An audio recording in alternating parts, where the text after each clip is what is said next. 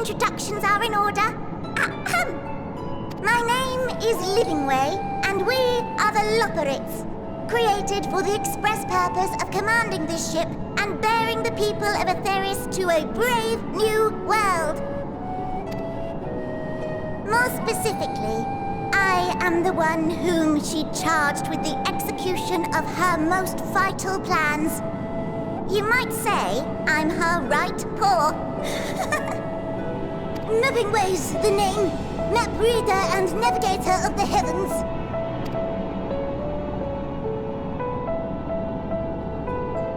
Pleasure to meet you all, but I'm still trying to make sense of this. Confusion and bewilderment are completely understandable. Fear not, I shall walk you through it. The people of Etheris, through no fault of your own, I'm sure, set in motion a series of events that, unfortunately, culminated in Zodiac's obliteration. Acutely aware of the imminent crisis, your parents sent you little ones on ahead while they began the necessary preparations.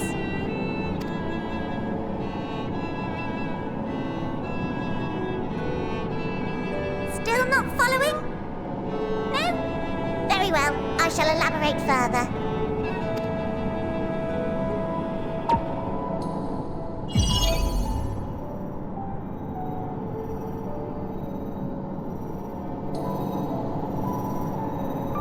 Here, we have Etheris, your home, and the moon, where we are now. Without Zodiac around to keep things lively, so to speak, the celestial currents of the star have doubtless begun to degrade. A calamity of apocalyptic proportions will be visited upon Etheris, bringing an end to all life. Very sad, that. So too hath the Watcher claimed. By thine unperturbed countenance, I gather this eventuality was anticipated. In gloom. Oh yes, quite expected. Imagine, if you will, that Etheris is a delicious carrot that I've forgotten to eat and left out in the midday sun. The most earnest wishes or prayers will not stop it from rotting to the core. So sadly, there's nothing to be done but to abandon said carrot, Etheris, in case the metaphor is lost on you, to its grisly fate. And this moon will serve as the vessel to deliver us to a new home. Just so! Up as many people, supplies, and resources as our stores will hold. And then, once everyone is aboard, it's off to another star.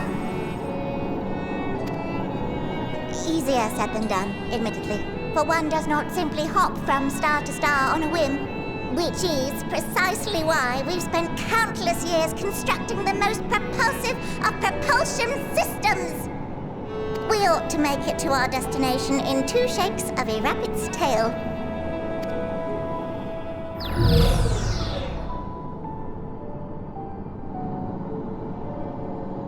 Impressive technology. I dare say it is beyond anything we have ever seen. No need to shower us with praise.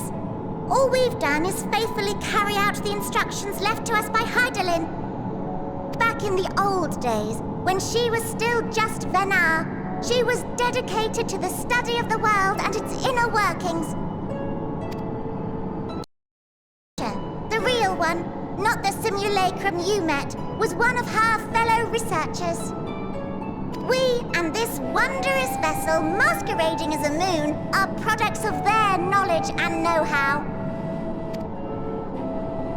There's certainly more to you all than meets the eye. Might I ask where exactly you intend to take us?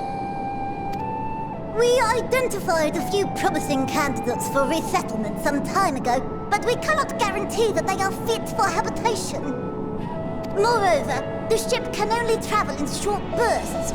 We intend to go down our list, hopping from star to star, until we find one suitable for resettlement.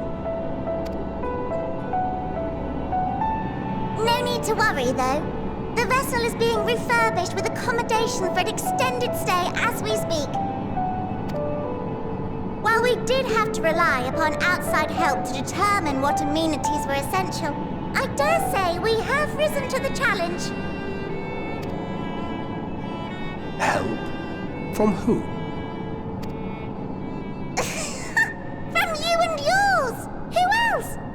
Each time we woke to perform regularly scheduled maintenance, we were greeted by the resources you sent us.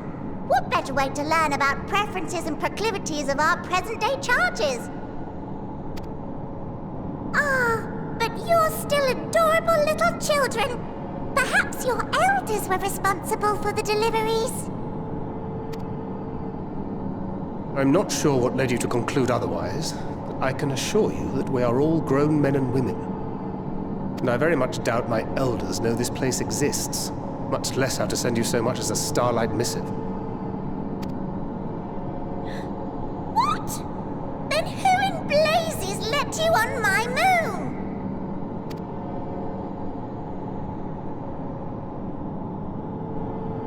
Heidelin herself led you here. You don't say! Well, that's really not children. Then why are you so small and stunted? Like little baby carrot people. Well, Amarotims were a great deal taller. In the present day, persons of such prodigious size are exceedingly rare. So, you're saying everyone's not like the Watcher?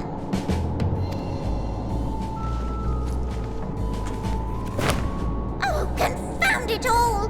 Someone could have at least scribbled a note about your profound miniaturization. That tome in thy possession. Oh, this?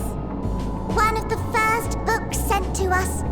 A compendium of the people of Atheris, with a few blank pages at the back for minor corrections and updates as needed.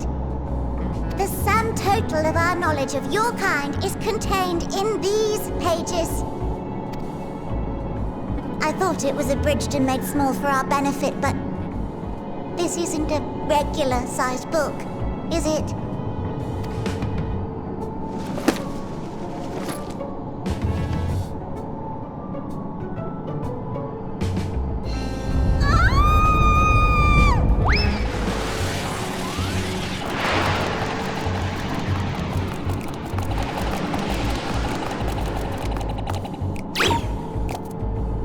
Building Way, can you hear me? Yes, we're all very busy. Change of plans. I need you to rebuild the domiciles at 1/3 the scale. All of them. Yes, all of them, and but me no buts. See to it with all speed. Perhaps you could tell us a bit more about your terrestrial collaborators. Yes, in due time. But first, I'd like to hear more about you, if it's all the same. I'd rather not risk any other complications due to outdated knowledge of our passengers-to-be.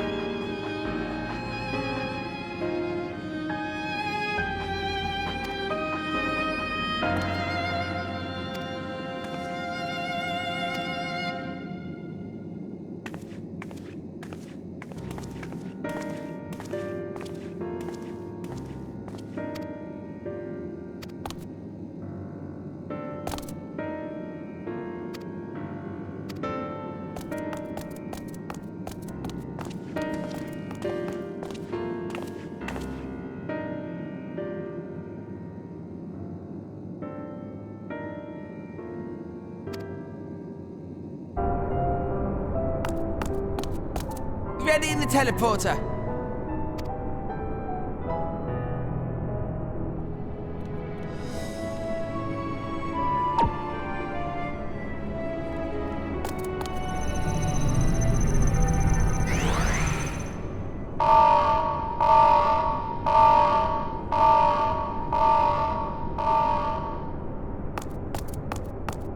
Huh? Access to living quarters restricted due to reconstruction. Then where is it? Oh no!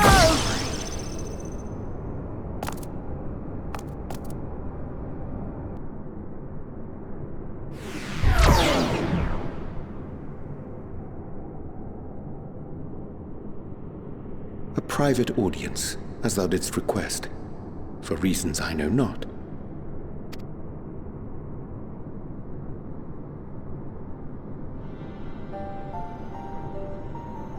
Just a precaution. I'd rather I didn't have to ask the question at all, but I take my responsibilities very, very seriously. Do you and your friends, by any chance, find our accommodation wanting? Be honest, brutally even. 'Twould be ungracious of me to belittle the efforts of thee and thine. Lovely sentiment, really. But the disappointment is writ plain on your comrades' faces. It's all the more frustrating since no one will come out and say what they find wanting.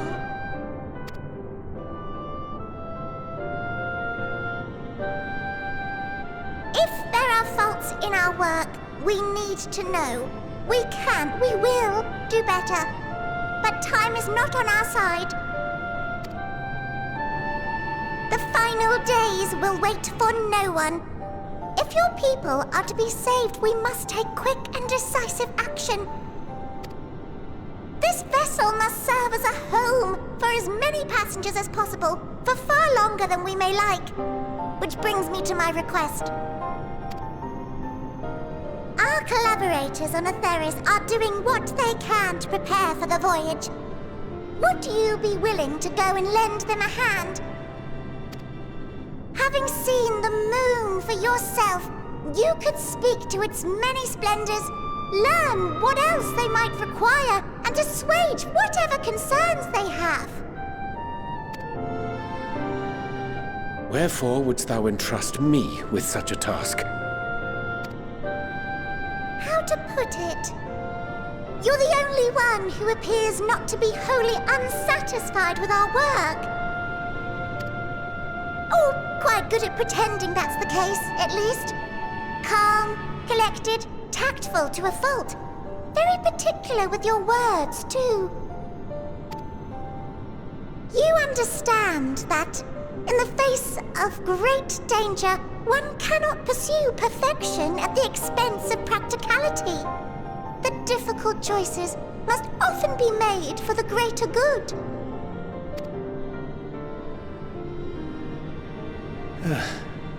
And so fate doth conspire to set my feet upon this path once more. Come again?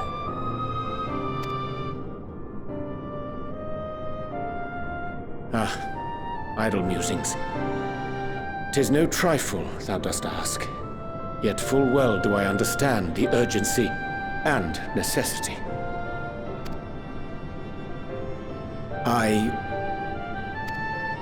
Oh, dear me! Dear me! I was terribly sorry for the mix-up. It's a bit of a malfunction. I hadn't realized the residential quarters were inaccessible, you see. But you're still in one piece. So, all's well that ends well, yes? Won't happen again. I promise.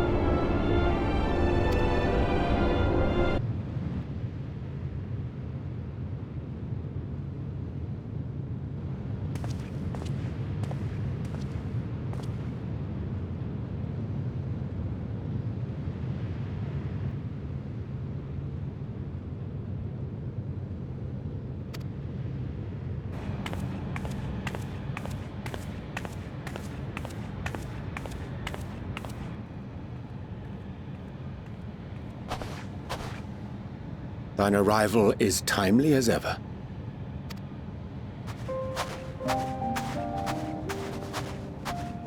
Thou didst chance to overhear my conversation with Livingway, I presume?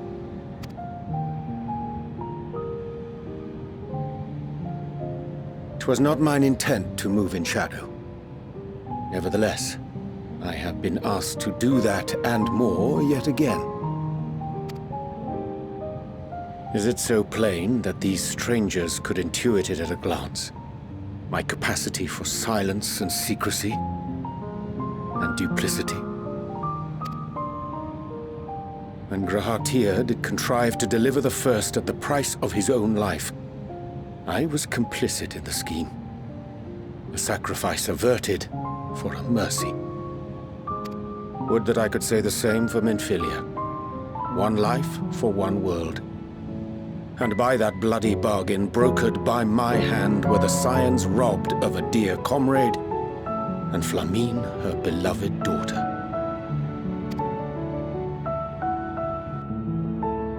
Two souls, whose selflessness was beyond measure, whose resolve was unshakable. They would not be moved even had I thought to protest. But protest I did not. Far from it. I pushed them forward. No effort did I make to seek out alternatives, ones that would not demand such terrible costs. That resignation weigheth heavy on my mind, as does the memory of another lost to mine inaction. Dearest Moonbringer, who did face death unflinching, that we might secure a means to bring low the Ascians.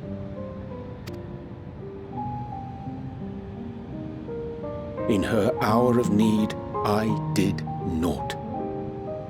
Dutiful disciple of Louisoix, ever looking to the greater good.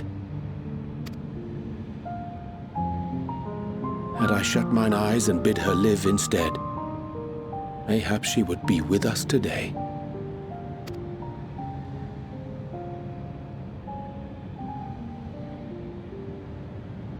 Selfish wants born of everlasting regrets. Most days I put them from my mind, but could think of naught else when asked to swallow the same bitter draught. Subterfuge and sacrifice. Mayhap the right moral choice, but one I regard with great trepidation.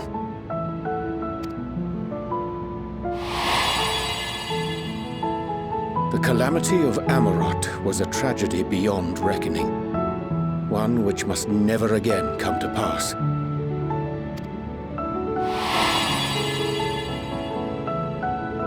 Thus must we struggle, haunted by ghosts of those we have lost, clinging to those we pray we can yet save.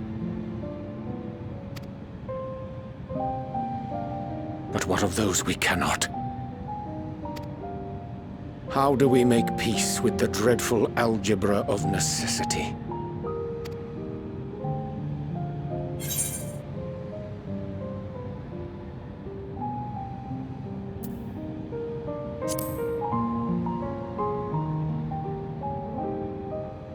Sage counsel indeed.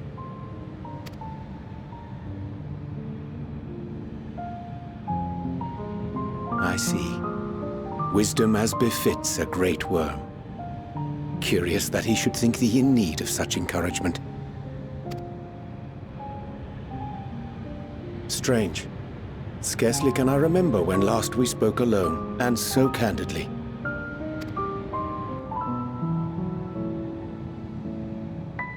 I thank thee.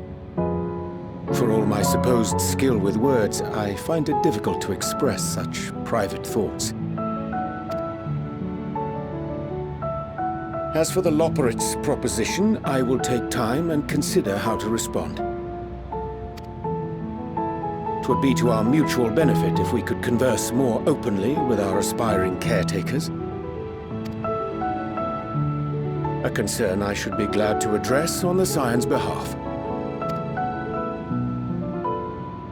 To dispense with all pretense and bare one's heart to another is a frightening thing indeed.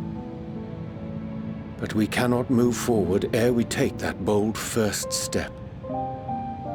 A lesson I have learned many times before. And today.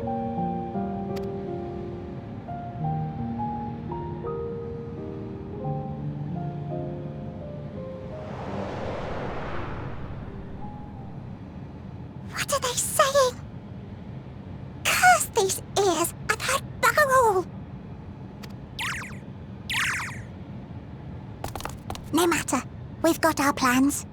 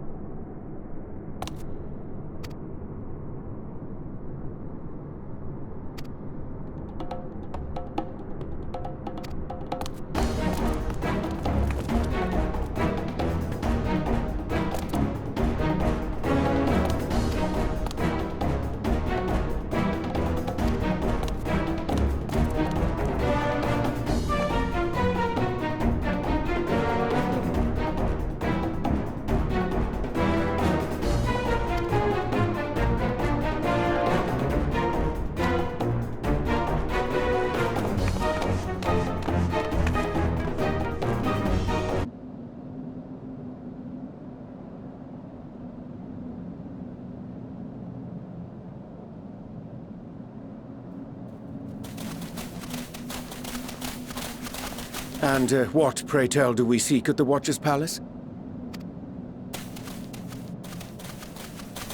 Oh, come off it, friend. You know full well why we're here. The time has come for you to return to Aetheris and help your brethren prepare for their journey here and beyond.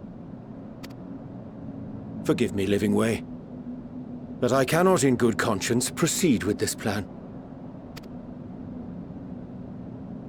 Huh? But what about the final days? The death and the doom? Oh, we have to hurry before it's too late!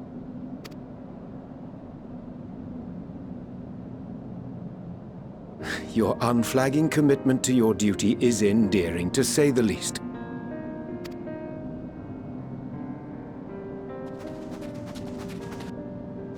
Oh, bugger!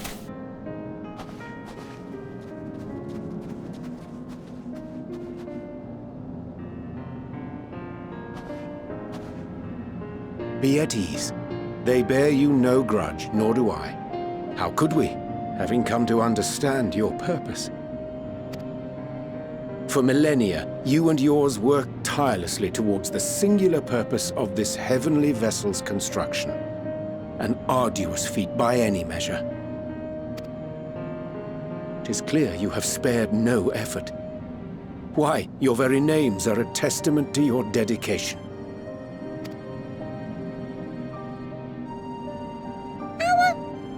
Our names? I'm not sure I understand what you're getting at. Names are an expression of the self, a declaration of one's hopes and aspirations.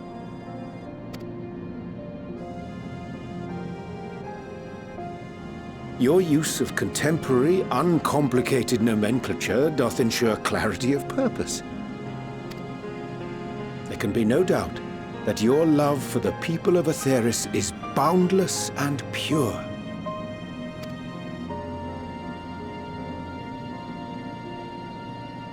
Yes! Yes! A most mellifluous reason! We Loperids were born of Heideland's love for Aetheris. That shining, shimmering blue jewel, brightest star in the sky, brimming with life and possibilities.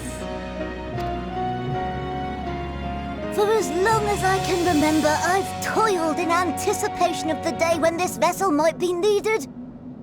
All I've ever wanted was to meet those she cherished so dearly, to serve and serve well. That goes for all of us, don't you see? So help us help them.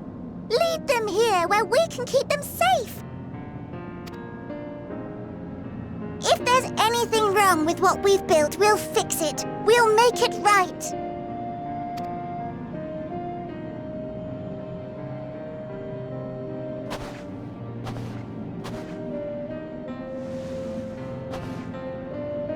Your works want not for repair. Yet there remaineth much for you to learn of men, and your own kin besides. Singing Way, thy name bespeaketh more than the simple marriage of rhythm and rhyme. The songs of Aetheris are beyond counting, and span the length and breadth of emotion. Maps are monuments to man's pioneering spirit and his devotion to charting the furthest reaches of our star. Many have devoted their lifetimes to exploratory pursuits, to venture unto the highest mountains and the deepest oceans in search of unknown frontiers. And thou, my friend, I do not think we've met. My name is Puddingway. Puddingway? Yes, indeed. A name of deep and abiding significance, I'm sure, but one perhaps better communicated through delicious deeds than tasteless words. A judicious application of fey magics at a later juncture may be appropriate.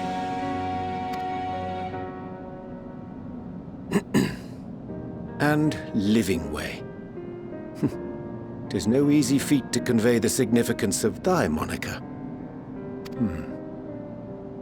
When I was a bookish boy, a dear friend of mine was fond of peppering me with questions as I read, to my occasional annoyance. One day, I posed to her a question of mine own. What does it mean to live?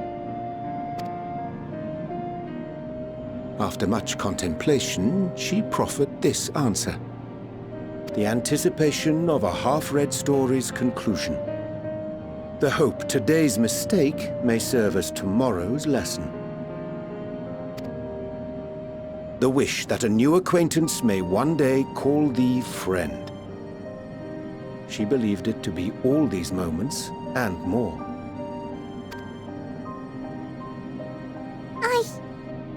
I want to understand, but...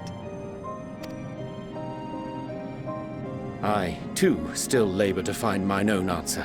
'Twould be my pleasure to assist you and yours in embarking on a journey of self-discovery and enlightenment.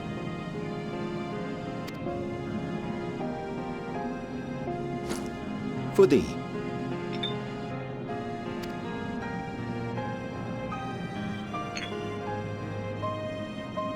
Ink as blue as the waters of Aetheris. Made in haste, though I assure thee, the quality has not suffered for it. The people need not be persuaded by honeyed words. Nay, I have faith they shall do what is right in due course. Until they do, I beg your patience, friends. And with that ink, let us fill the empty pages of Living Way's compendium. An open exchange of ideas will surely afford you all a better understanding of modern man, and with it, ideas for improvements and renovations. But more importantly, it shall empower us to together find a way forward.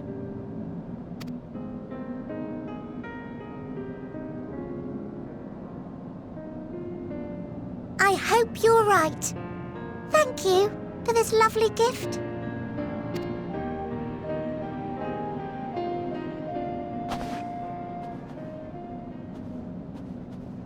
There you have it. I shall remain with the Loporrits to ensure that all is in order. Though we must needs prepare for every eventuality, you would all agree that the evacuation of our star is a last resort. To accept failure is to accept the demise not only of our star, but that of Reen's, of all reflections, and the souls that call them home. Which is why I have every faith that you shall fight to the last, that such drastic measures may prove unnecessary. Should the worst come to the worst, and I pray deeply that it won't, I'll take comfort in knowing preparations were made under your watchful eye. Aye, thou mayest be assured that if calamity cometh, not a soul will be left behind, if being the operative term.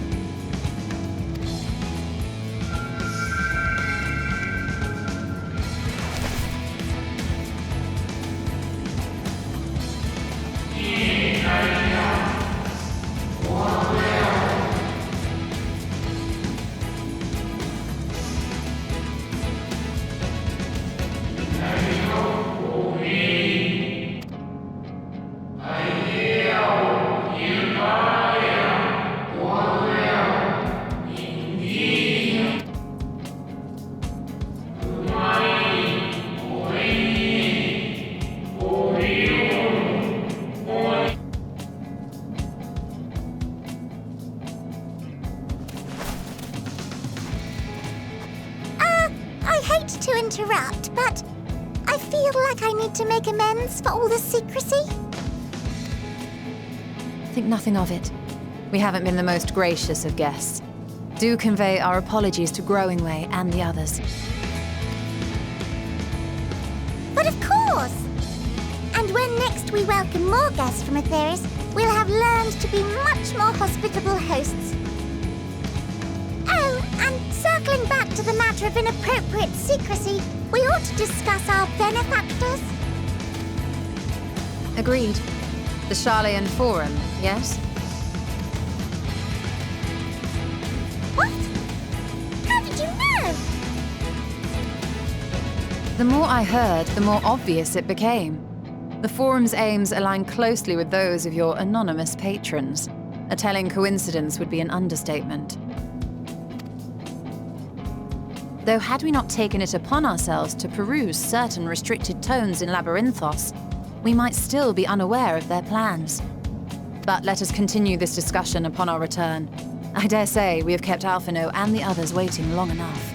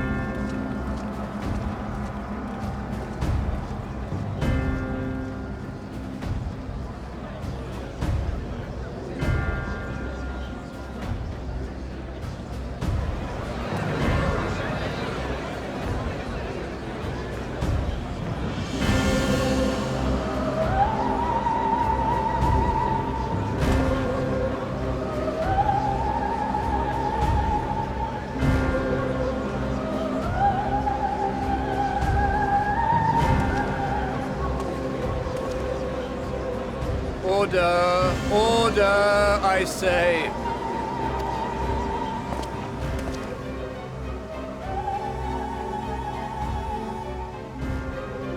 I thank you all for gathering here on such short notice. This day we must speak of grave affairs and their implications for the future of Sharlayan, nay, of this very star. Said affairs concern all citizens, so we have called for a public assembly.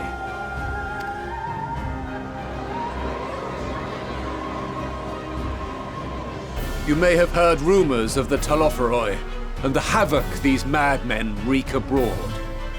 Under normal circumstances, we would pay little heed to petty disturbances outside our borders. The final days, however, are another matter altogether. For we dare not ignore these prophetic words of Eld. The Endbearers will come, ushering chaos and calamity. The final days descend and devour the very star.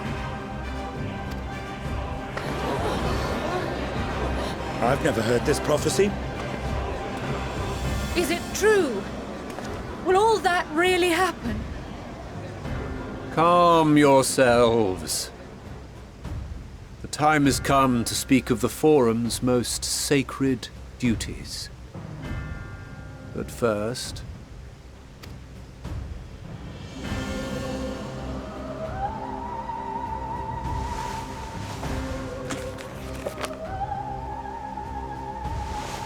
Give voice to the voiceless. Let bindings be unbound. By unanimous decree, I declare the enchantment broken.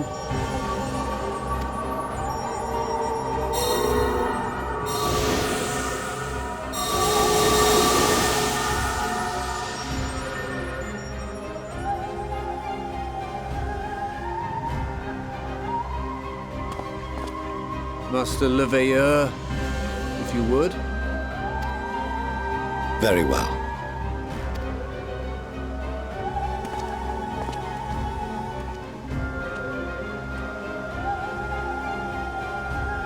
"270 years ago, our forebears began an expedition in the Dravanian hinterlands, in search of a route to access the ethereal sea. This much is public knowledge. Their findings, however, would become the Forum's most closely guarded secret. What those researchers discovered in the hinterlands was not a passage unto the ethereal sea, but the very heart of our star, and Hydaelyn herself.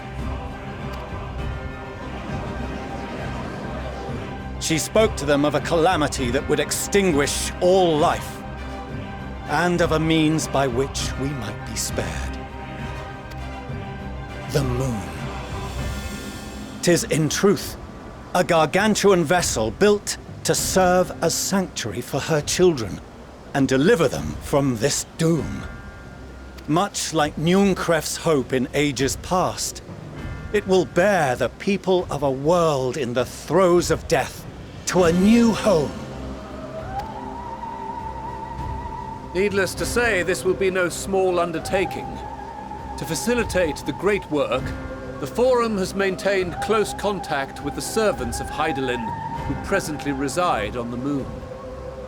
Convinced that the foretold end was all but inevitable, we began amassing a wealth of knowledge, not merely for the betterment of our nation, but in preparation for the journey to come.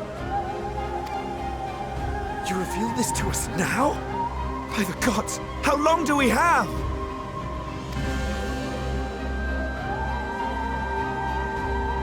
While we cannot say with certainty, we believe the hour to be nigh. We received a transmission from the moon suggesting as much not long ago.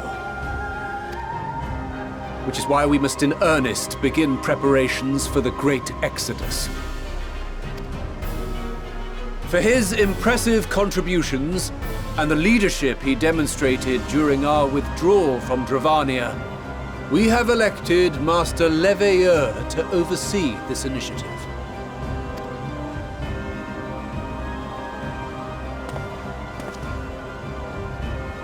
Fellow scribes and scholars, my countrymen, we face a threat of unprecedented scale. We must challenge the trials before us with composure and conviction if we are to find salvation. The wisdom of Sharlayan has ever been a shining beacon in the darkness, and so it shall continue to be. It is our solemn charge to see our heritage preserved for future generations. For those who will come after, we will brave a new frontier.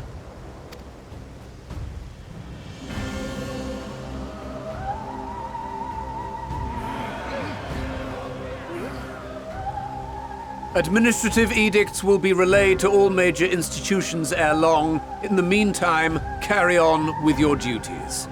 With that, I hereby call this assembly to a close.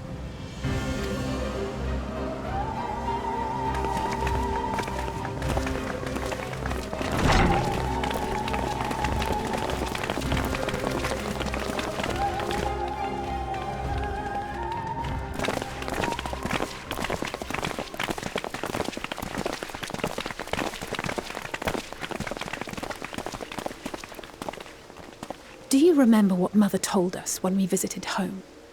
That it wasn't until after we were born that Father seemed to lose himself in his work. If that great work of his was the evacuation of this star, then...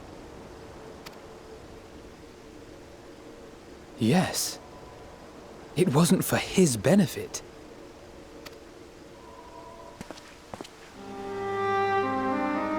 Would you mind waiting here a moment? I wish to speak with Father before we leave.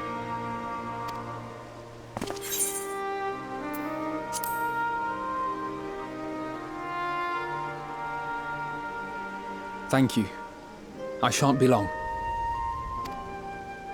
If it's all the same to you, I have a few choice words to share with Father as well.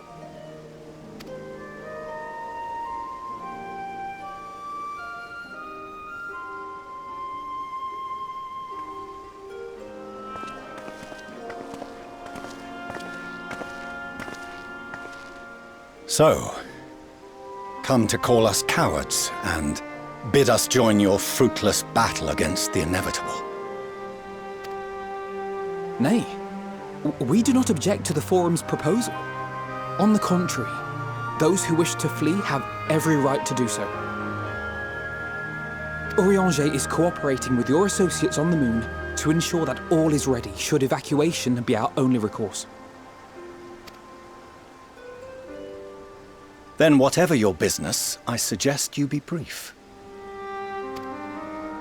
Though we cannot boast the boundless wisdom of Sharlayan, we have first-hand knowledge of foreign cultures and have conversed with no small number of peoples. These experiences have taught us fundamental truths that cannot be recorded in any tome nor charted on any map. The beating heart of this planet is its people, many of whom would give anything, even their lives, to protect the lands they love. Many may choose to join you in the end. But what of those unwilling or unable, for whom escape will never be an option? What would you have them do?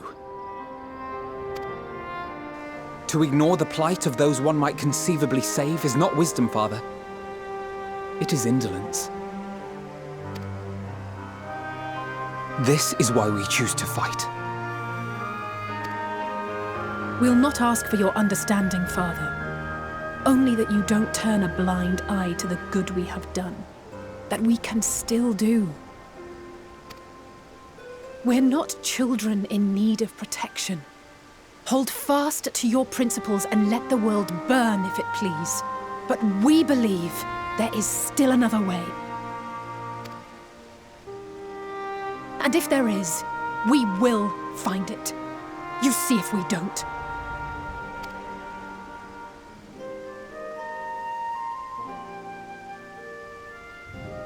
Do as you will. Just stay out of our way.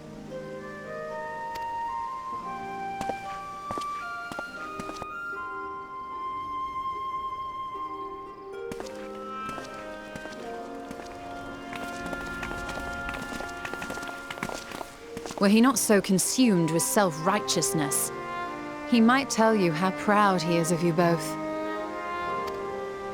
Bold words call for bold action. And there'll be no turning to your father should plans go awry. As if I ever would. So long as there are those who wish to stay and fight for this star, we have to do what we can to help them.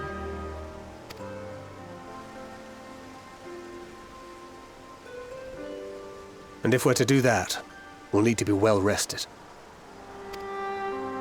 Wouldn't you agree? And having triumphed over what we once thought to be the source of all evil, I can think of no one in greater need of at least a dozen winks.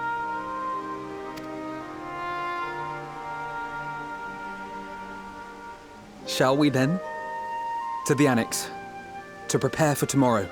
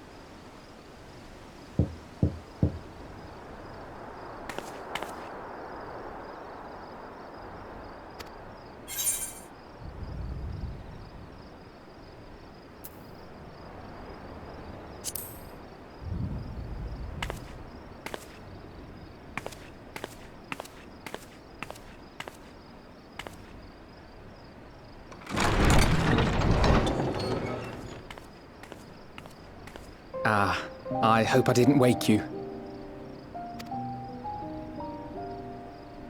I pray you will forgive the unannounced visit, but I wish to speak with you before retiring for the night.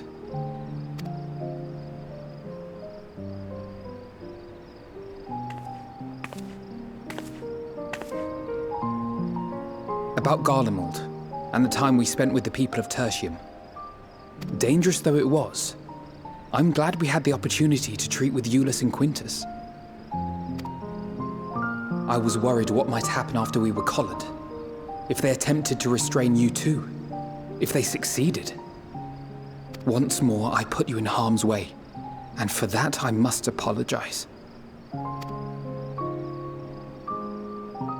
Or rather, I should thank you for trusting in me time and time again.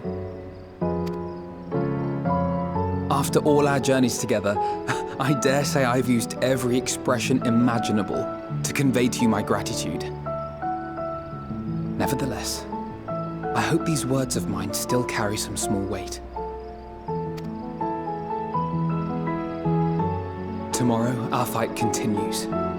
Mayhap it would have been better to seek you out after we have true cause for celebration. But having mustered the courage to stand up to Father and achieve a personal victory of sorts, I wanted to carry on in that spirit before my nerves got the better of me. The hour grows late, and you doubtless tire of my ramblings. I have a letter for Orenvold to finish, but we'll be off to bed shortly. Sleep well.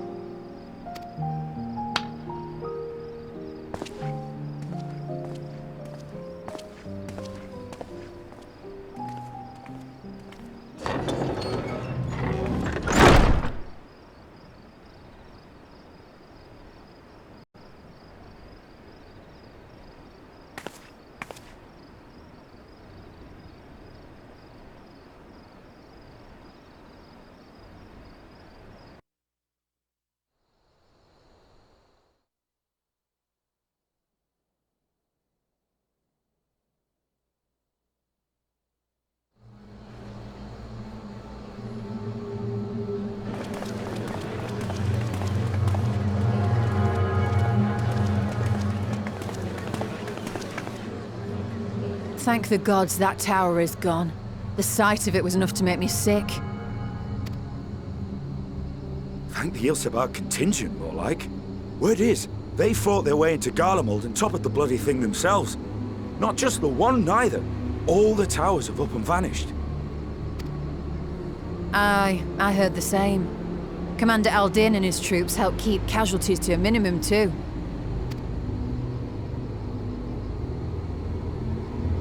But is it true they brought back tempered Garlean soldiers?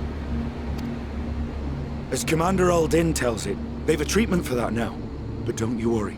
Cured or not, they've no plans to bring them into the city proper. I see. Well, that's a relief then. I know we've brothers and sisters among the lot, but I can't say I'm eager to welcome them home.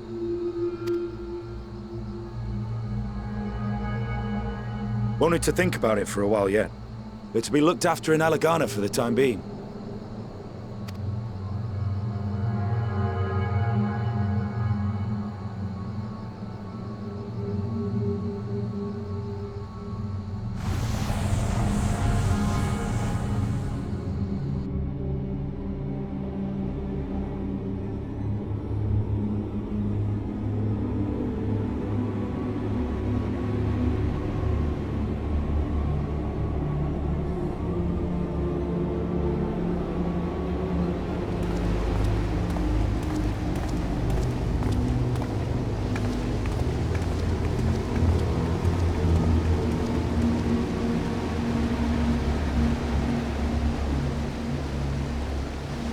Another day, another commission of paramount importance.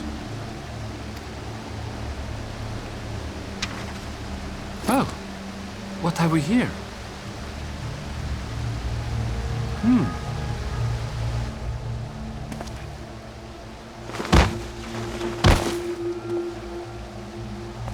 Hey, are you all right?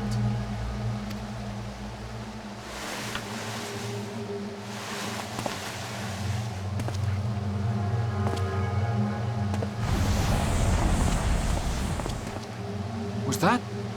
No. The shadows play tricks, nothing more.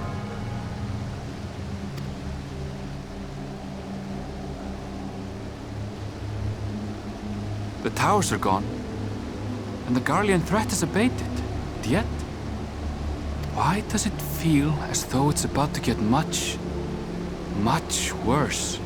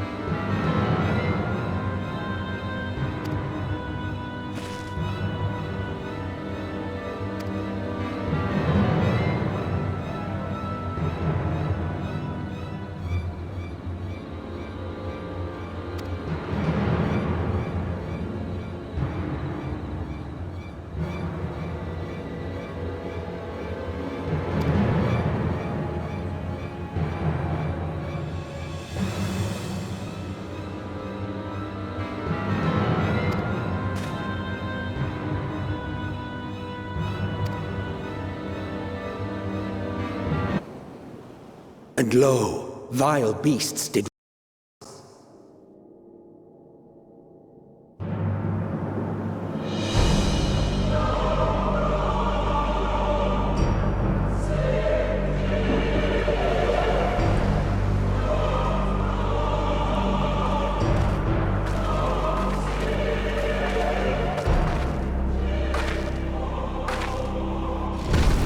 leaving naught in their wake but blood and ash. Sun scorches earth and boils seas. And our sins ascend unto the heavens. Three dooms to unmake all we were.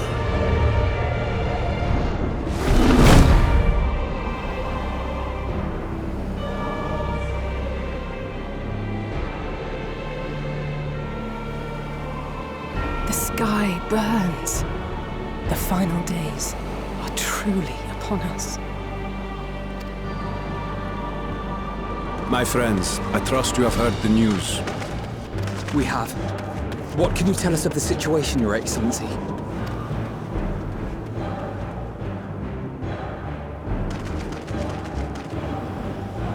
Last night, the Isle was rocked by tremors, and the earth itself cried out.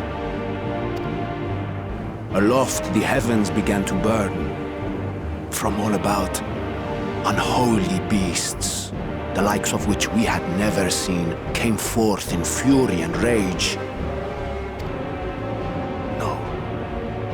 To say they came forth would be inexact.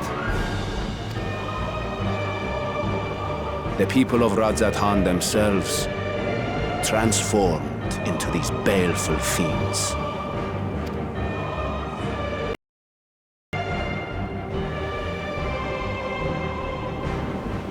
Though the phenomenon was observed throughout our lands, the first creature, the largest and most dreadful of the lot, wrought havoc upon us here in our fair city. Though they bear superficial resemblance to divinities of legend, they are ungodly abominations. The people decry them as blasphemies. The Large One's rampage has since taken it to the northern reaches of the island. I mean to dispatch our radiant host in an attempt to quell the threat. And what of Vritra? Vritra too makes for the north of his own accord, and yet he knows the blasphemy and its minions were but yesterday his beloved people. I pray his boundless compassion and mercy does not deter him from taking unenviable but necessary action.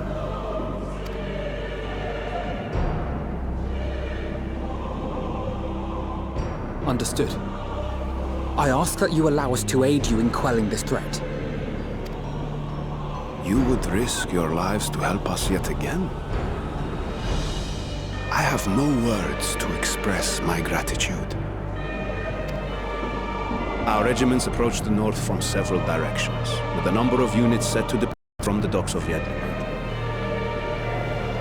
They will make landfall in an area of dense jungle, where one can expect to encounter dangers even beyond the fell beasts we hunt. I leave you to your preparation.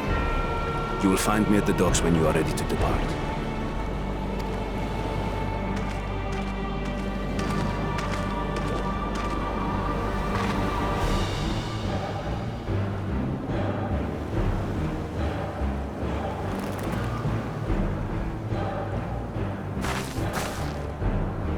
We're as prepared as we'll ever be.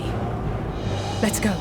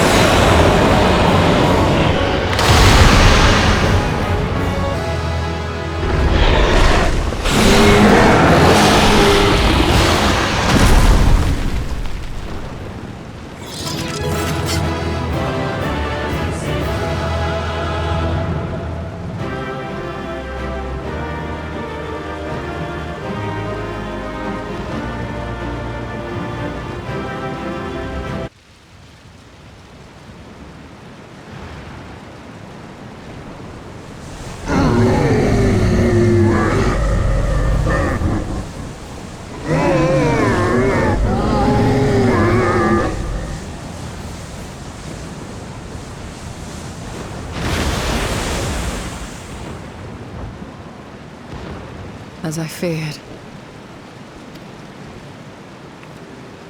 What is it? The beast was there, and now it is no more. Yes?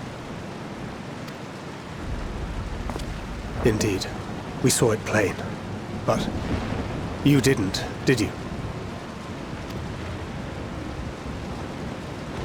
I saw nothing. Not the blasphemy that perished here, nor the other men turned beasts. And because of this, I now see all too well. There is no ether. Where the creatures should be, I saw naught but emptiness. Emptiness? But that would mean... Recall the words of the Watcher. 'Twas a stagnancy of ether, a cessation of flow, leading to decay and absence, that led the ancients to conclude their star was dying. This is the same phenomenon. The instant these people are seized by the transformation, their ether begins to rot and crumble away like dried mud. Until, from their corporeal forms to their very souls, naught remains. But the beast spoke with its dying breath. Surely at least a sliver of the man it was endured. Mayhaps so. But even if the process was incomplete, it was little more than a faint residue. Gods be good. You're saying they cannot be saved? Not by any means known to me. Or by any means at all, like as not. For there is naught left to save.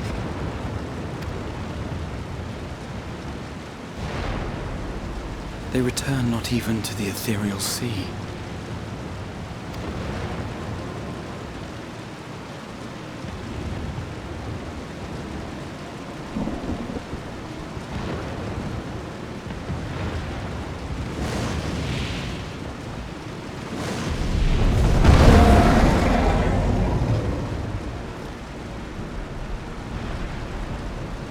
The beasts rage on, their hunger insatiable. Even deprived of their master, they perpetuate his legacy of hate.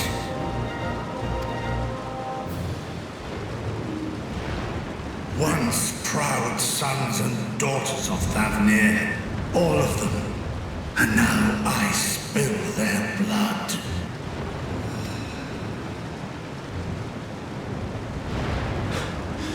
Vitra, my friends, I am heartened to see you safe.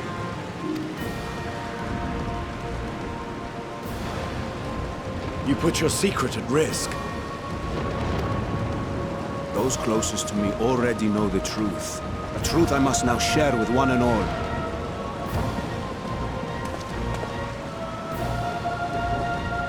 Vitra, calamity has come to Radzatan. Our fair nation is rent by screams of pain and despair.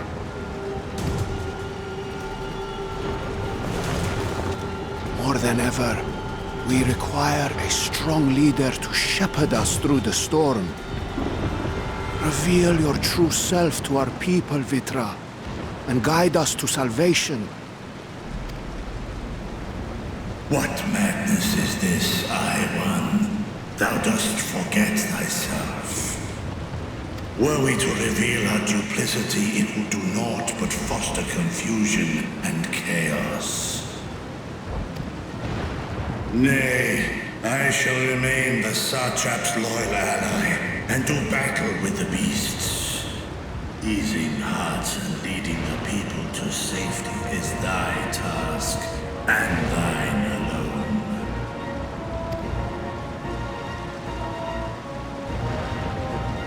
I ask that you remain at Ahewan's side, and render unto him what aid you may.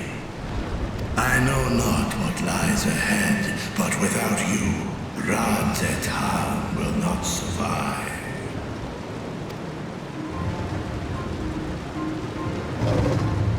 Take me with you. I am as at home fighting in the air as I am on land. take me with you. Were my words unclear? I require no assistance. Thy place is at Arhewan's side. Estinian, here.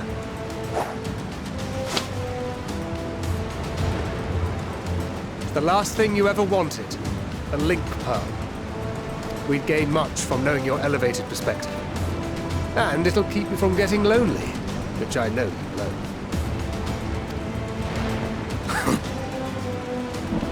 You heard the man. Seems I'm coming with you after all.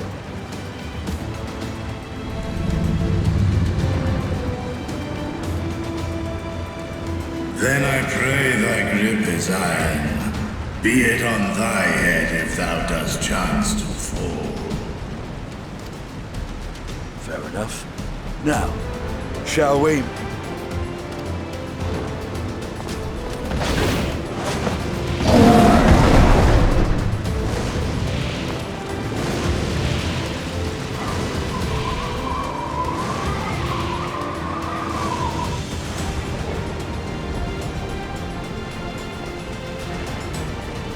I fear it is as Vitra says. We will not survive this on our own. While I am loath to impose upon you again. I would insist if you did not. 'Tis the very reason we have come. Then once more I find myself without words to thank you properly. Let us return to the capital and plan our next course of action.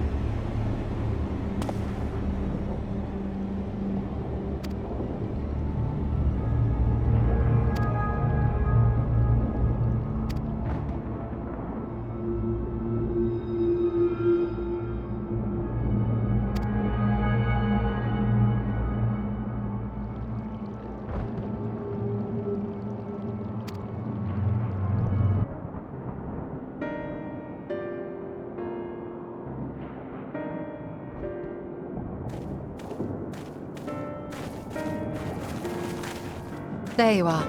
You've spoken with the survivors. Indeed.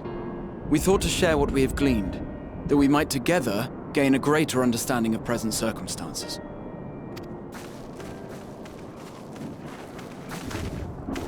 Fortuitous timing. Alize and I completed our own investigations not long ago. Then we should take a moment to compare notes. Shall we begin with the two of you?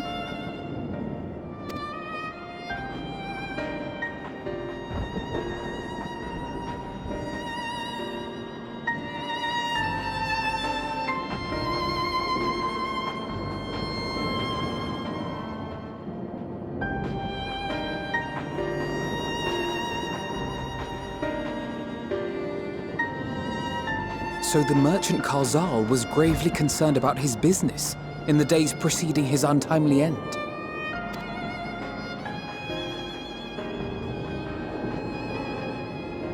The tales we heard were much the same. The first victims to be changed into blasphemies were all overcome with anguish of one manner or another. Then those who saw their loved ones stolen before their eyes succumbed to a similar panic, setting in motion a chain of transformations. Fear, unease, despair. These negative feelings serve as a catalyst. If so, then it is not unlike the calamity that befell the ancients. With their creation magics, they unwittingly gave form to untold horrors. Had they simply lost control, surely it would have manifested in many forms, not all of them monstrous. Yet somehow, this phenomenon is triggered solely by the darkness in their hearts, a common thread with what we now witness. Common, but not identical. While the beasts the ancients faced were forged with magic alone, those of today are born of sentient beings. Why remains to be seen. But there is one fundamental difference between us and our predecessors. Our souls are sundered, whereas theirs were not.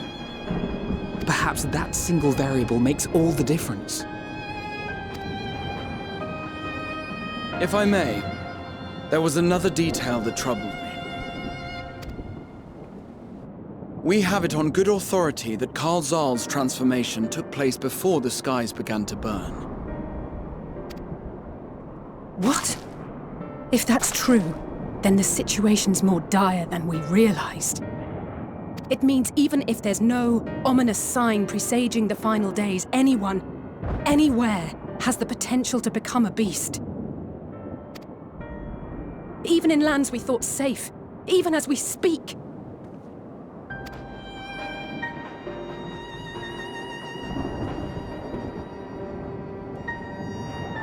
Look! It's the satrap! The satrap! Thank the heavens.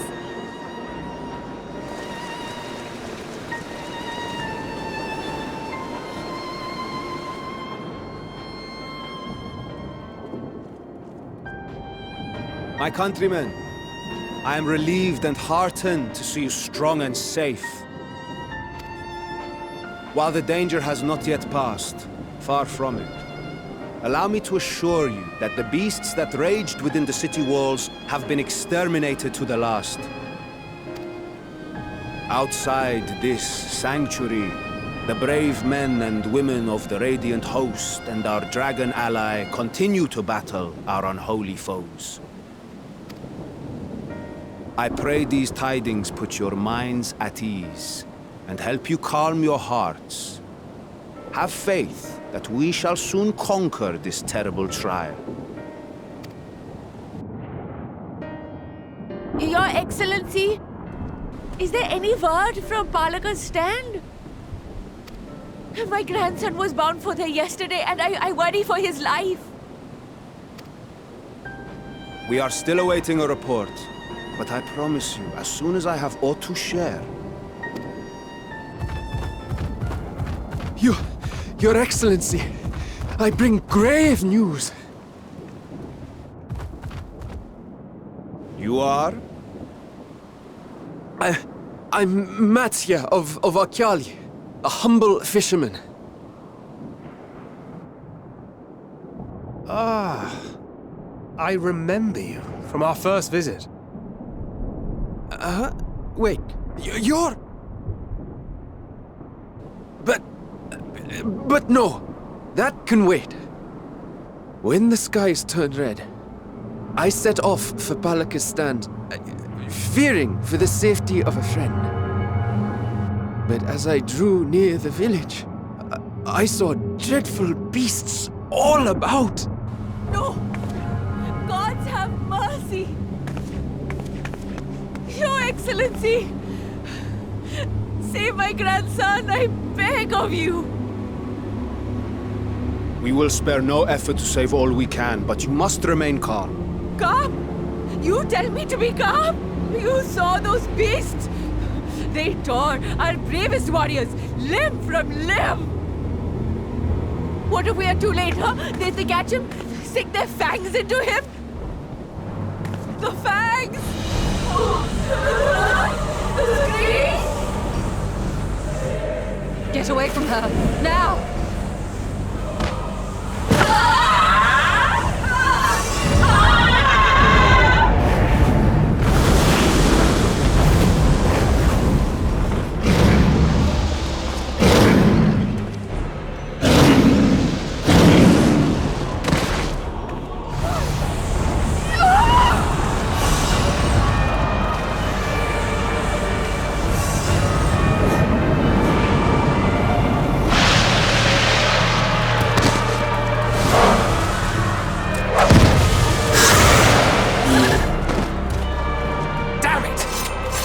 Kill them before it spreads!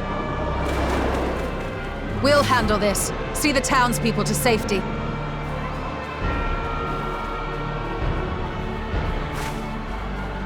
Run! As fast as you can!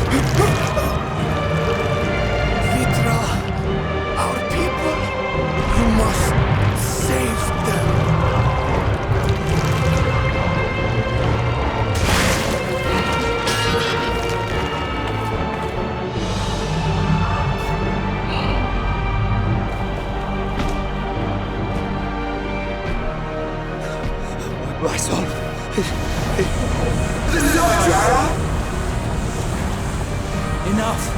You must run. For their sake and your own.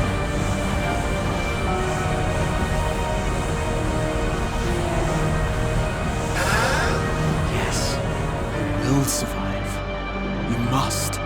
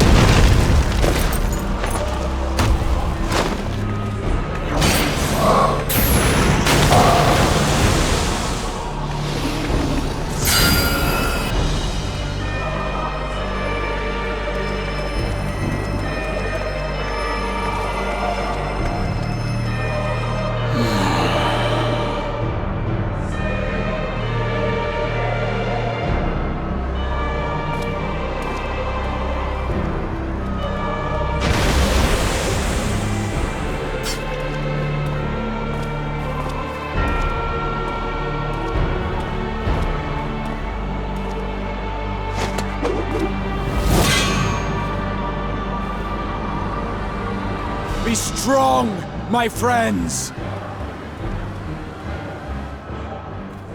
Fear not, for we will defeat these abominations!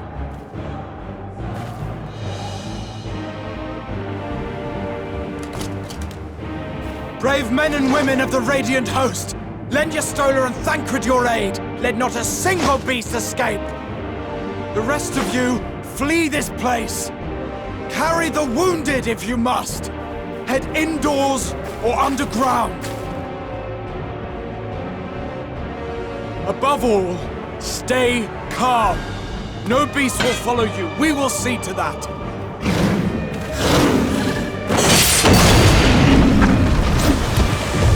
Alphino! Alice! Leave the city to us, and make for Palaka's stand at once! Mattia, show my friends to the village! I promise you, they're more capable than the host's finest! Right! Go with them, will you? We will save these people, as many as we can.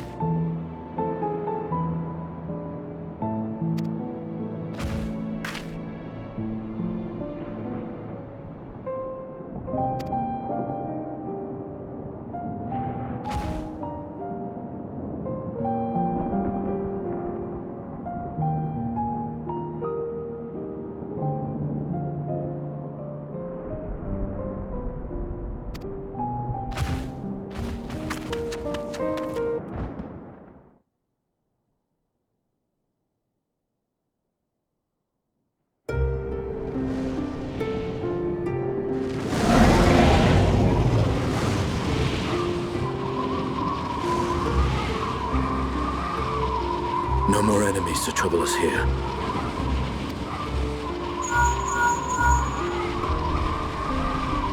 It's me. How fare you below?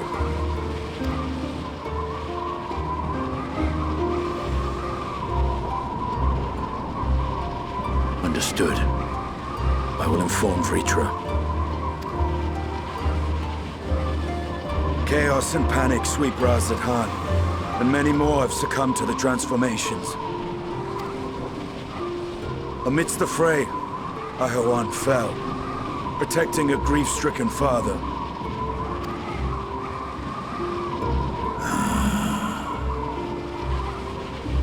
My friends fight alongside your Radiant host to secure the capital. Beasts have been sighted in Palakistan as well. We have divided our forces in hopes of quelling the threat there. Of small solace is that we now know what triggers the transformation. As my companions tell it,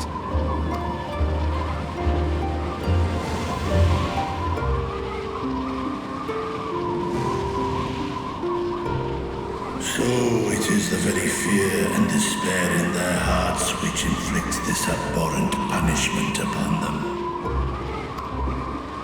A nightmare from which my children will never awake. O capricious and cruel fate, they are undeserving of such condemnation. will you wallow in sorrow or rise to the occasion? Raz-at-Han is leaderless. Before he passed, Ahawan sought to reveal the truth to his people, honor his wishes. To what end?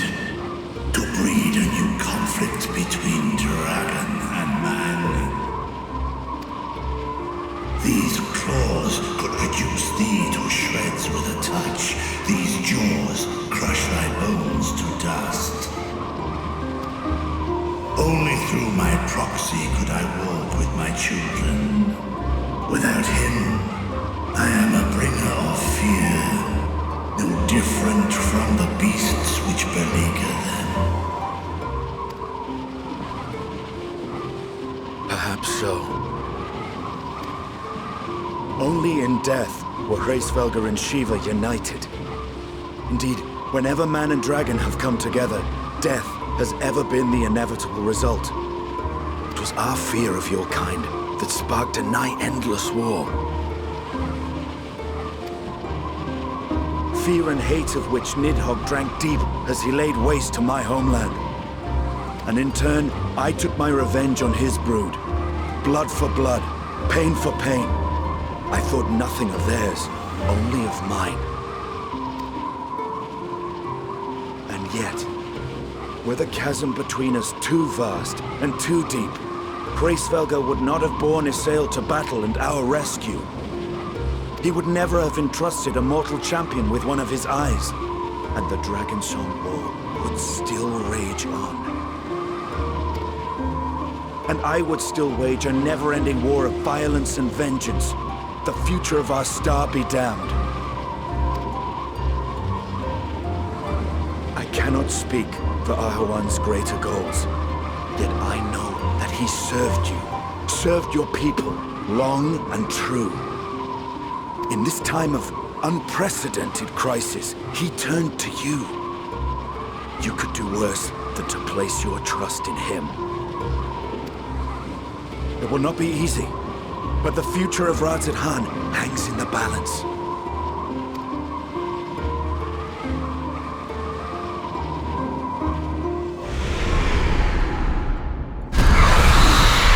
We have company.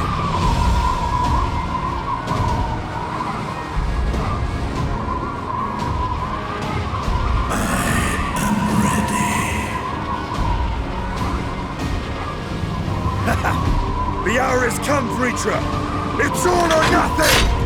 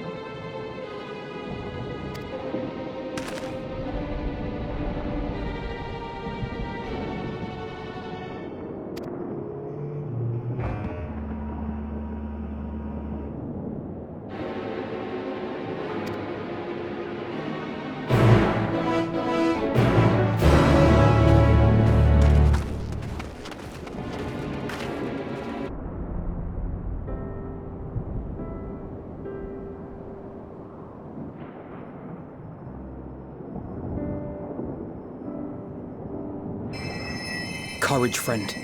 The pain will pass. Has anyone seen Mevan?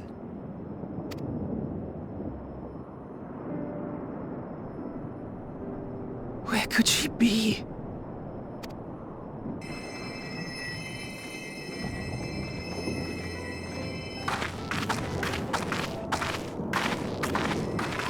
We've dealt with all the blasphemies, and made certain no villagers are still in hiding.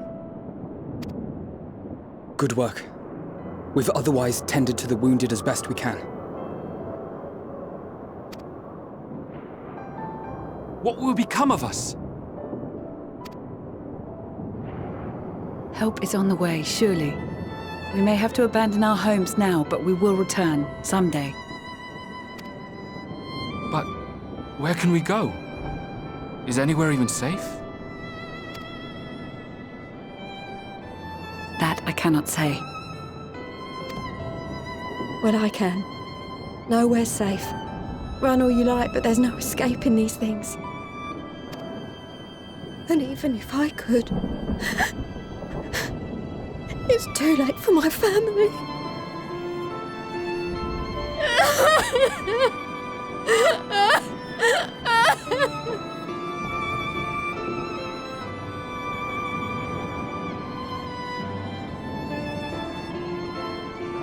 This isn't good. The more they dwell on the tragedy, the more likely we are to lose them too.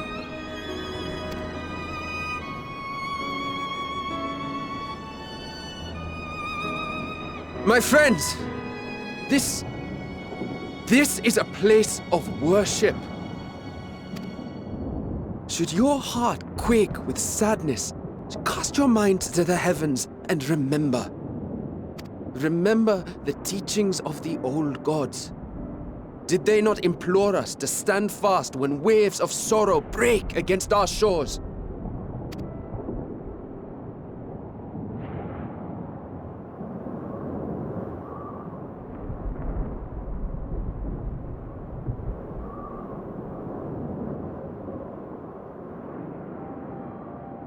Know this, my children. There is more ugliness than beauty in this world. To live is to suffer. To drink of calamity and drown in anguish. To toil and be tested, always and ever. 'Tis a perilous path you walk. Death lurks in the dark, and is the sole promise that awaits at journey's end. You will tremble with terror. You will weep tears of anger and despair.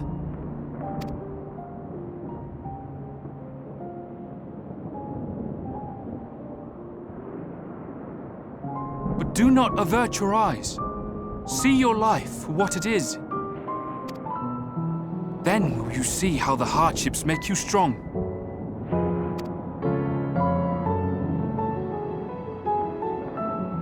Every doubt reforged as scales for your armor. Every agony to temper your blade.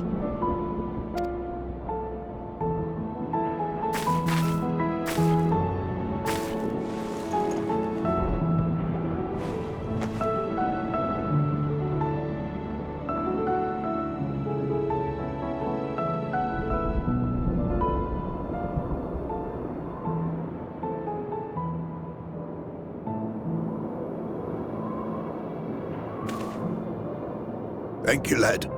We'd almost forgotten who we are.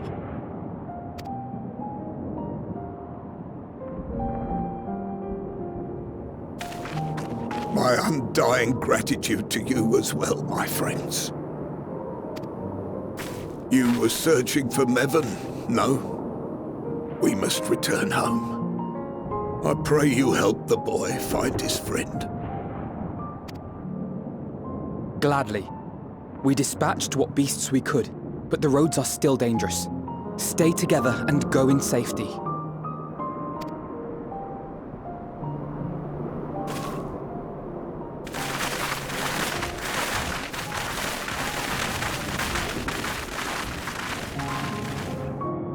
That was very impressive, what you did back there. Those words seem to resonate with your people. They should. They were the first spoken unto our ancestors by the divinity of legend. I'm easily upset, and fish are wont to flee a temperamental hand, so I recite the teachings over and over to calm myself. They're lovely and inspiring to hear, though I imagine they were born of great misfortune. They are born of life. There's as much bad as good in it. More, many would attest. All the more reason to appreciate the good when you can. I won't argue with that.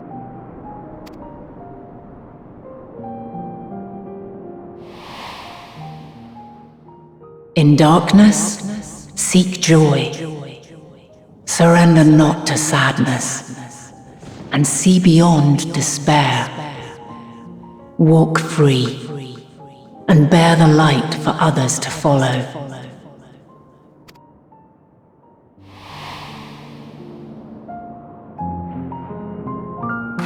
And with that, let us see if we can't find Mervyn.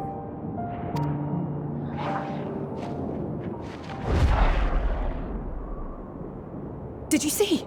That beast was chasing someone.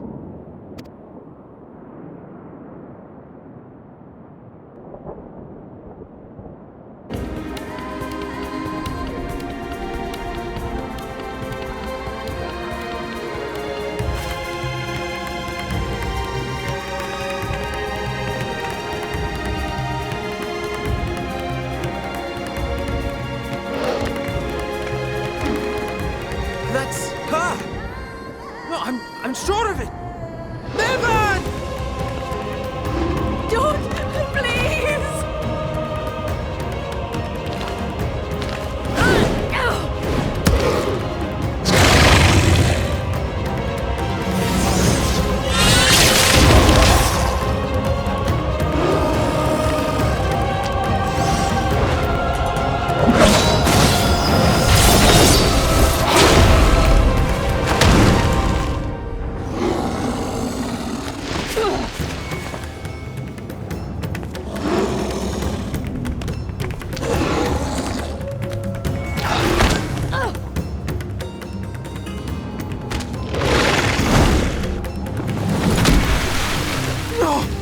God have mercy!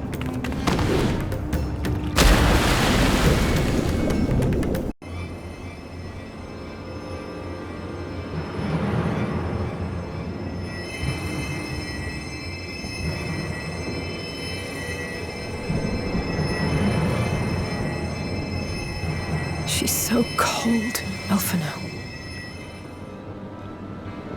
The child is alert, and I see no wounds, and yet she grows weaker. My spells can do no more. What she needs is a change of clothes and a warm bed. We must hurry back.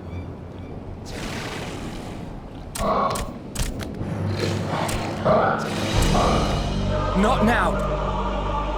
Matsia, take the child.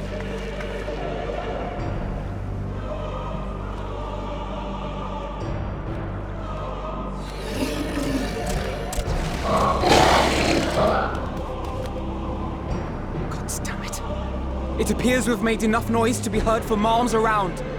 More will be upon us ere long. We make our stand here. Matsia, can you take her back to the village? But the child, all by myself. You can't be serious.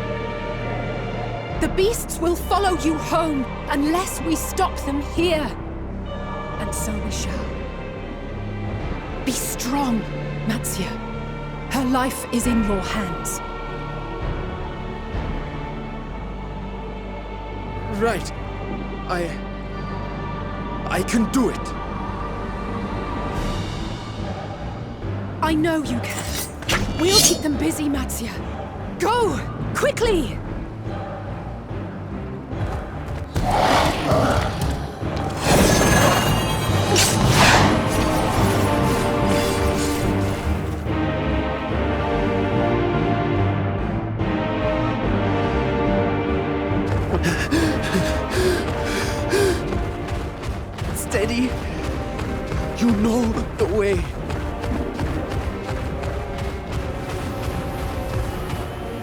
No! No! Not you too!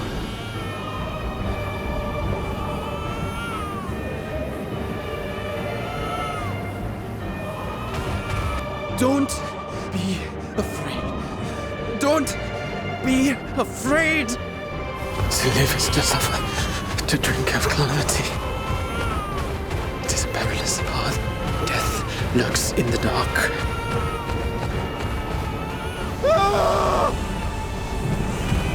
No! I'm not afraid!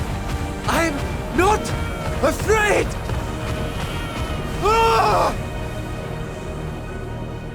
Do not avert your eyes. See your life for what it is.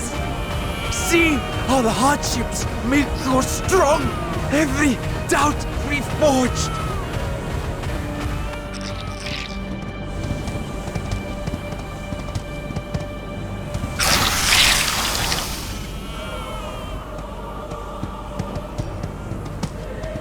Every agony.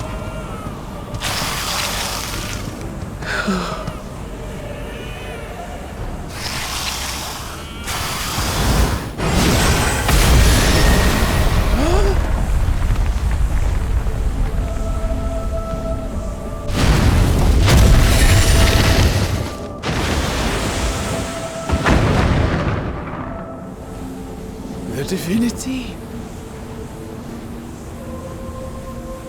Nay, but one who would deliver thee just the same.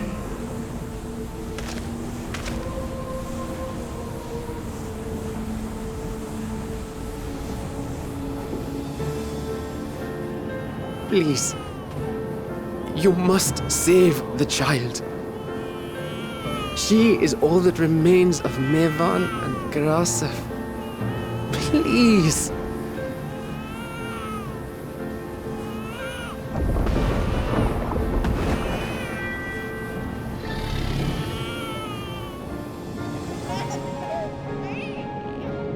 Well, well. Seems the babe's taken a liking to you.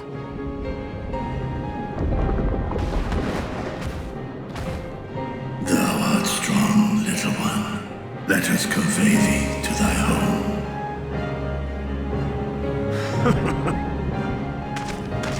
I spied our friends as we flew in. They appeared to be holding their own against the Horde.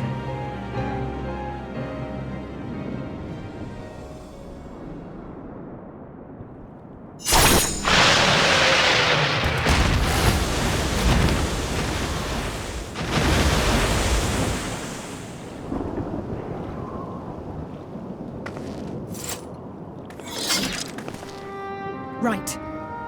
That's the last of them. We should hurry and find Matsia.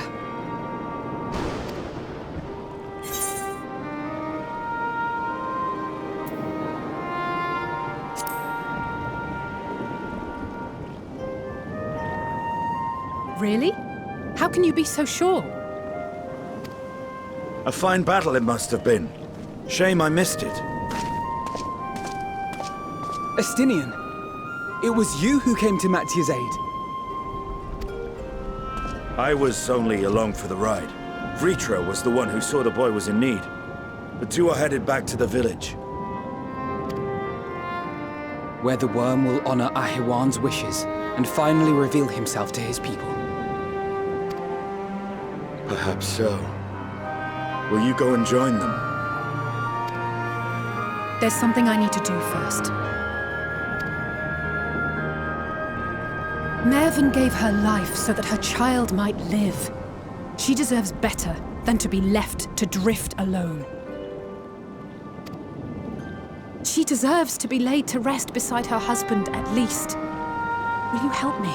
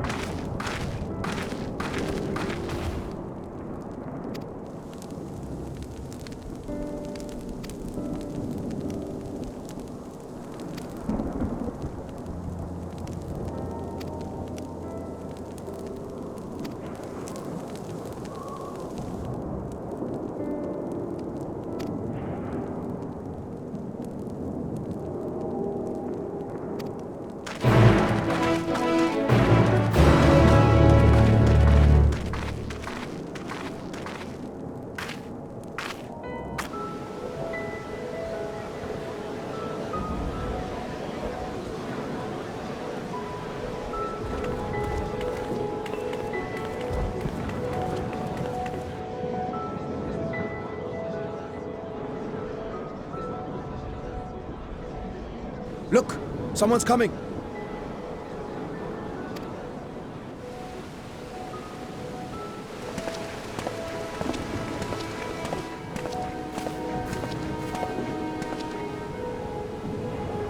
People of Razathan, it warms my heart to see so many brave, resilient souls before me. Today, I would share with you a great revelation. But before I do, I must make a humble request. Do not be alarmed, nor avert your eyes. See the one I unveil for who he is, and know that he means you no harm.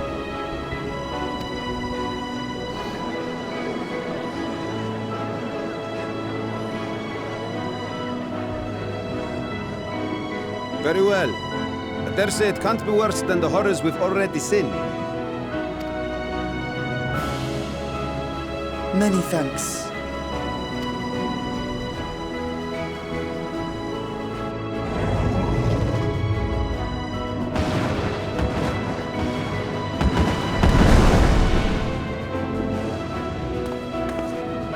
A dragon!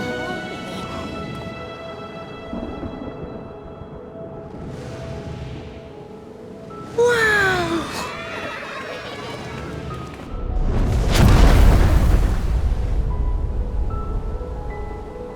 People of Razathan, I am Vritra, and for years uncounted hath this isle served as mine abode.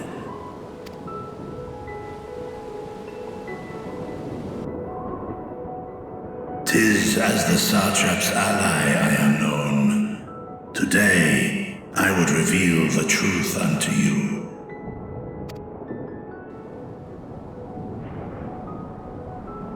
Let us hope they accept him.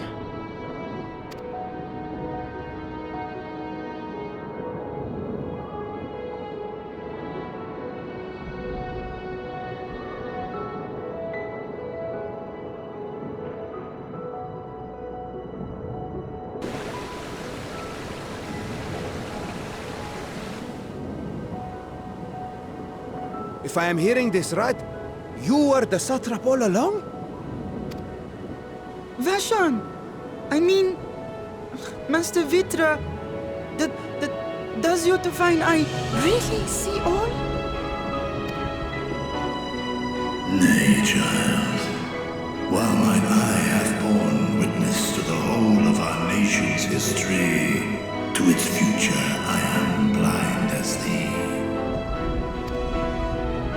Countrymen, calamity the likes of which we have never known is come to Fafnir, our home. Friends and loved ones have been taken from us. I too have lost my closest confidant. Ahewan loved this land and served it with dignity till his dying breath. A nobler satrap there will never be. For so long, I lacked the courage to face you. I will not easily earn your trust, this I know. And yet, I cannot sit idly by and abandon Razathan to her fate. A font of boundless vibrancy, this jewel of the ocean. Since time immemorial hath she glittered with every color imaginable. To this dragon, slumbering in his dark lair, 'twas a mesmerizing sight, and one that brought no end of joy to my heart. This calamity hath stolen too much from you already. Yet so long as you live, the light of Razathan will never be extinguished. I pray you let me watch over it. Over you. And lend me your strength that we might face this trial and those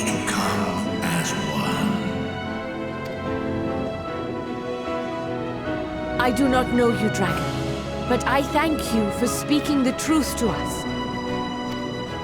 As divinities, both Manusha and Riga once joined together. So too do I believe that hand in hand, we can overcome this ordeal and welcome an era of peace.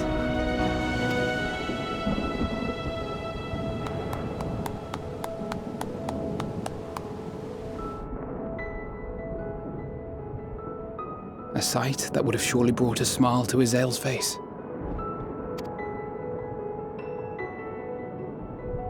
Indeed.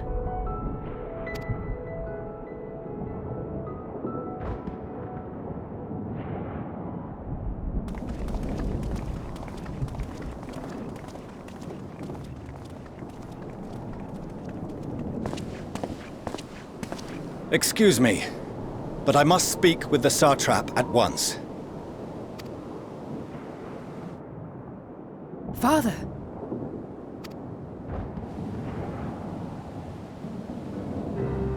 You have suffered dearly of late, yet you must endeavor to look beyond these losses to the future you yet have. On behalf of the Forum of Sharlayan, I come with a proposal by which you, the people of Radzat-Han, might be saved. I say again, I must speak with your Satrap. I beseech you, take me to him with all possible haste. I am Satrap here. Speak thy proposal. All present shall hear and judge.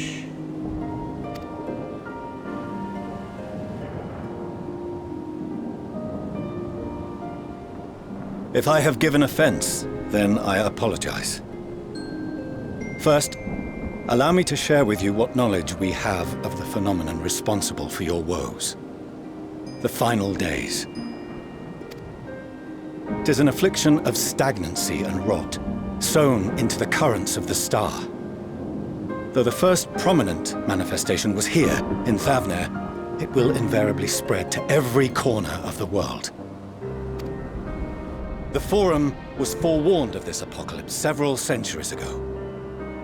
Thenceforth, my predecessors sought to prepare for the end times in the only conceivable fashion, by securing a means of escape.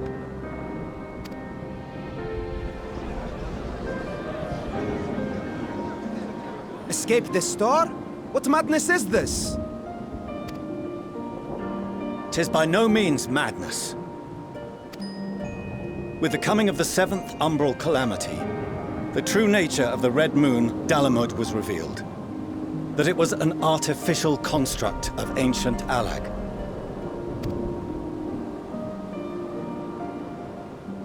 But what of the Silver Moon?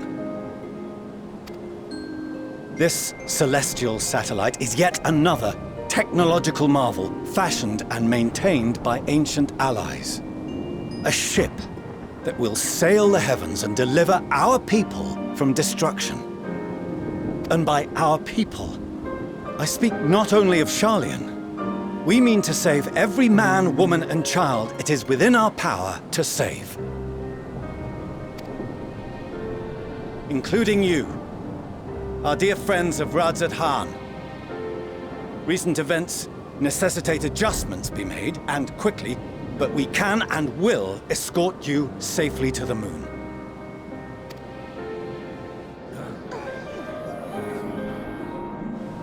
Long has thy Forum been allies to Thavner. I trust thou dost not extend this offer lightly. Yet I wonder, is this truly the way? Is there a future to be built for us beyond this star our father deemed the last bastion of hope? It is for that very reason I come before you and your people. To answer any and all of your questions. To offer my assurances and allay your fears. Though, if you wish the best for your people, I advise you to render your decision swiftly.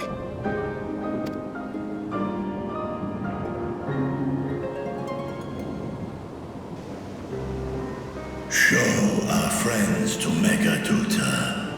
They are to be received as honored guests.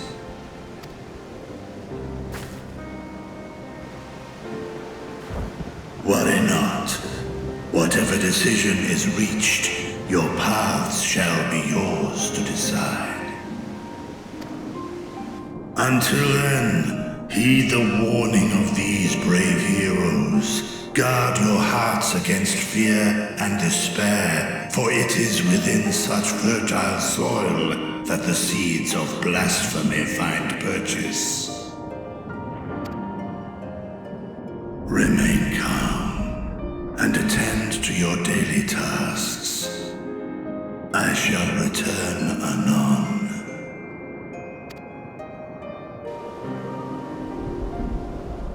We'll do as you say, Master Vitra. We believe in you.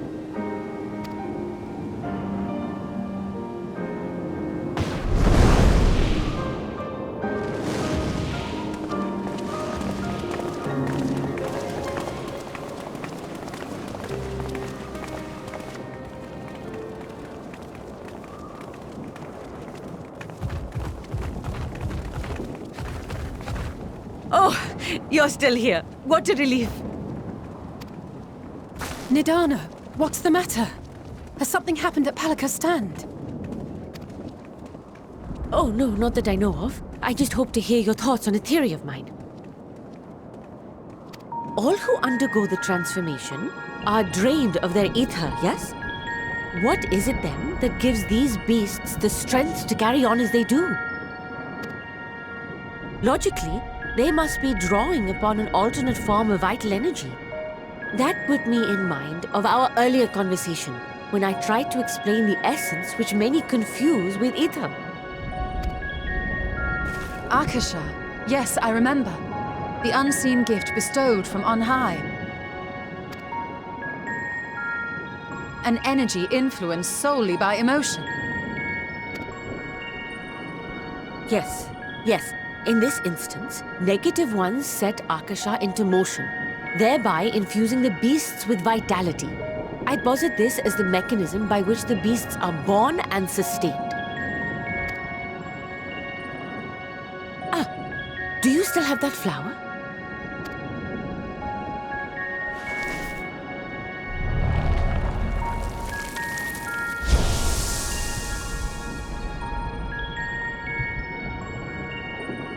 If we accept that it once shone bright by drawing upon Akasha, influenced by the thoughts of those nearby, then fear, terror, despair, negative emotions so powerful as to suffocate it, permeated the air in this place.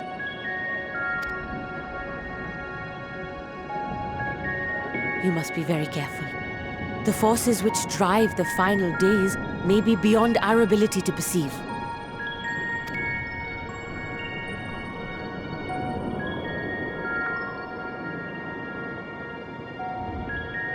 Sorry, I didn't mean to scare you like that. At any rate, I will continue my research into Akasha. Do temper your expectations, however. There are sadly few detailed studies upon which I may draw. Formulating a new theory as you have is itself no small feat. I wish you well in your endeavors, and pray you take care. Thank you. You stay safe as well, yes? Till next we meet, and we will meet again.